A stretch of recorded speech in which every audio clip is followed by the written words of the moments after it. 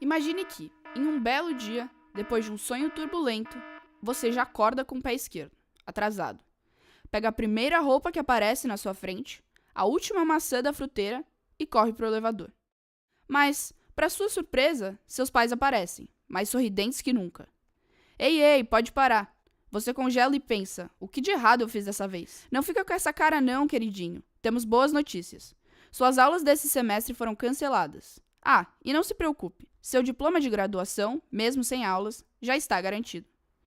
Você não acredita no que acabou de ouvir. É isso mesmo, só tempo livre daqui pra frente. Além disso, como os negócios da família andam bem, vamos dobrar sua mesada. Compre o que quiser. Aliás, um de seus amigos deixou o recado de que vai dar uma festa essa noite. Nem pense em nos acordar quando voltar. Aproveite. Mas espere um pouco. Dinheiro, festas, amigos e nenhuma preocupação. Isso pode ser real? Bom, até que pôde, para algumas pessoas em um interessante período da história ocidental. Os anos 20 nos Estados Unidos foram caracterizados como uma época de grande boom econômico.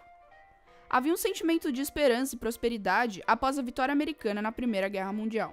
Os Estados Unidos haviam ganho milhões com a venda de armas à Europa e agora emprestavam dinheiro aos países europeus, altamente dependentes das indústrias americanas. O governo entrava em uma onda de concessão de créditos fáceis e rápidos. Empresas cresciam, a produção aumentava e a consolidação dos Estados Unidos como potência bélica e econômica mundial erguia o patriotismo americano.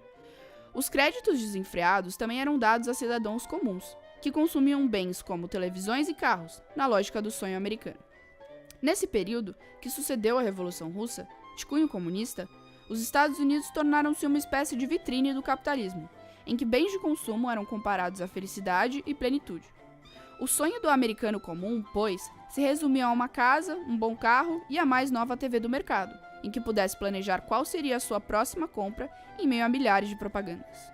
O escritor americano William Leach escreveu sobre esse período em seu livro Land of Desire, com a frase: "Venda-lhes seus sonhos. Venda-lhes algo a que aspiram. Venda-lhes chapéus ao respingá-los de luz.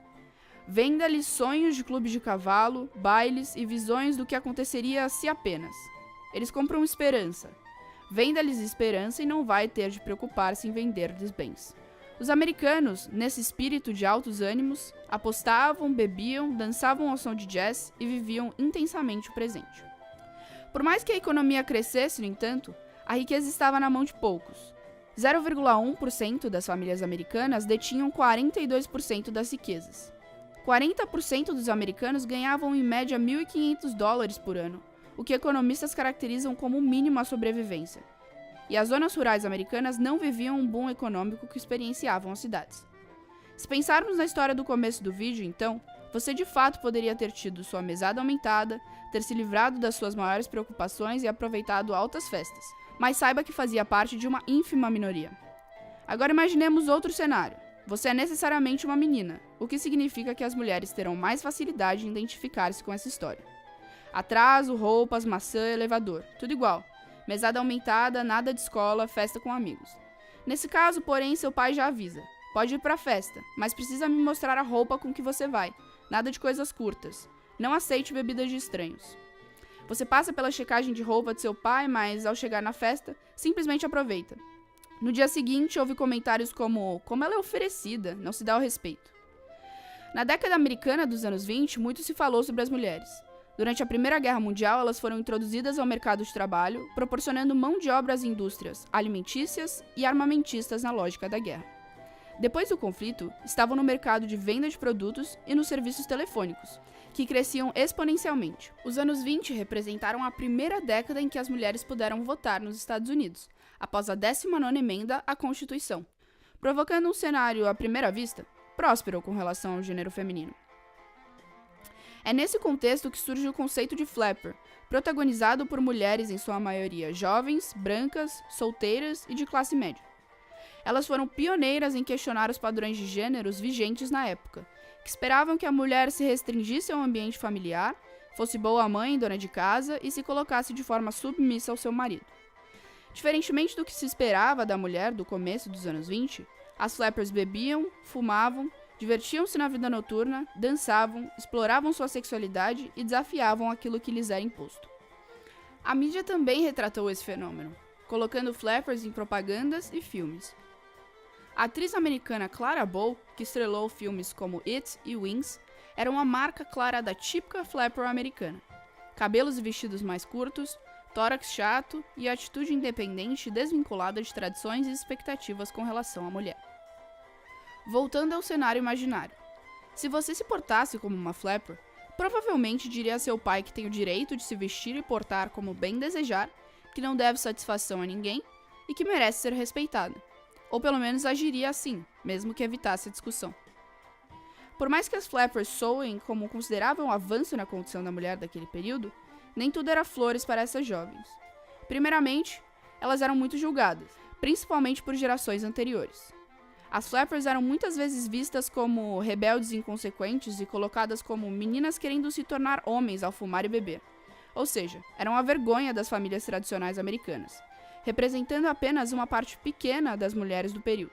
Frente às mudanças quanto ao gênero feminino, a grande maioria dos homens colocava-se contrários aos direitos obtidos, dizendo, por exemplo, que política era muito desonesta para que uma mulher votasse ou se candidatasse.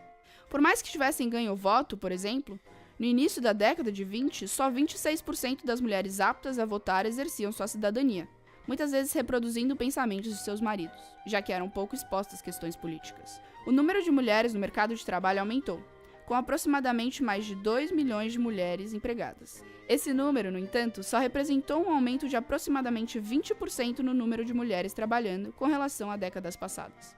As flappers de fato desafiavam padrões de beleza, comportamento e foram as primeiras a fazê-lo.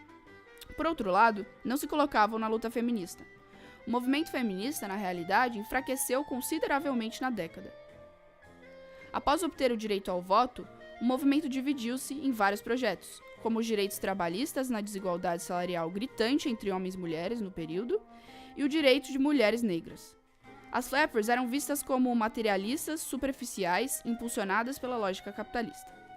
Como eram, em sua imensa maioria, meninas jovens, brancas, novas e de renda relativamente alta, eram facilmente seduzidas por marcas de roupas, de cigarro e de produtos de beleza, que se aproveitaram da alta das flappers para promoverem seus produtos, que seriam símbolos de uma verdadeira mulher independente. Essas jovens, se relacionadas com a luta das mulheres atual, por mais que não veiculadas diretamente ao feminismo, poderiam ser colocadas no conceito de feminismo branco. Ele se refere basicamente à luta feminina de mulheres em posição privilegiada na sociedade, brancas e de classe média alta. Da mesma forma que, nos dias de hoje, mulheres brancas lutam para não serem vistas como simples objetos sexuais, valorizadas só por sua aparência física, as mulheres negras lutam, primeiramente, para serem vistas como bonitas, não simplesmente exóticas em um padrão europeizado de beleza. Enquanto mulheres brancas e ricas exibiam seus mais novos vestidos curtos e iam com seus Ford T para festas noturnas, mulheres pobres iam procurar trabalho, uma vez que foram sempre colocadas à margem da sociedade americana. Havia diversas mulheres lutando por seu direito de serem ouvidas, serem reconhecidas em sociedade e lutarem para ter uma vida independente de seus maridos e de padrões morais. Mulheres negras, no entanto, eram, em sua maioria, mais reservadas, já que evitavam ao máximo gerar qualquer tipo de controvérsia que as impedissem de ganhar o mínimo de respeito e igualdade em uma sociedade fundada em uma cultura não somente machista, mas racista. Mas então, os anos 20 representaram ou não um período de conquista para o gênero feminino? E mais além, eu, homem ou mulher assistindo a esse vídeo, ou até no caso, editando esse vídeo, devo me importar de que forma pertencendo a uma classe privilegiada socialmente? Bom, a década americana de 20 não foi o período emancipador das mulheres como normalmente retratado, mas representou sim um avanço na liberdade de manifestação e presença social para algumas mulheres estadunidenses. As flappers do período, assim como meninas privilegiadas de hoje, deveriam ter reparado que as lutas e as dificuldades das mulheres podem ser muito mais complexas e talvez mais difíceis do que imaginavam. Os homens do período, bom, aí já é bastante autoexplicativo. É bem claro ao pensamento atual que a mulher tem capacidade e dever de participar da política. Isso aconteceu, no entanto, há pouquíssimo tempo, e deve ser relembrado e valorizado como acontecimento recente. Moral da história: os anos 20 foram, de fato, um período de altos ânimos, marcado pelo desapego ao amanhã, e as flappers não poderiam ficar de fora. É importante ressaltar, no entanto, que as flappers eram extremamente privilegiadas e muitas vezes superficiais, deixando de lado questões essenciais a outras norte-americanas, em uma sociedade que caminhava a passos lentos quanto aos direitos femininos, e ainda caminha. Uma coisa é clara, apesar das controvérsias dos loucos anos 20, as flappers de fato sabiam como se divertir.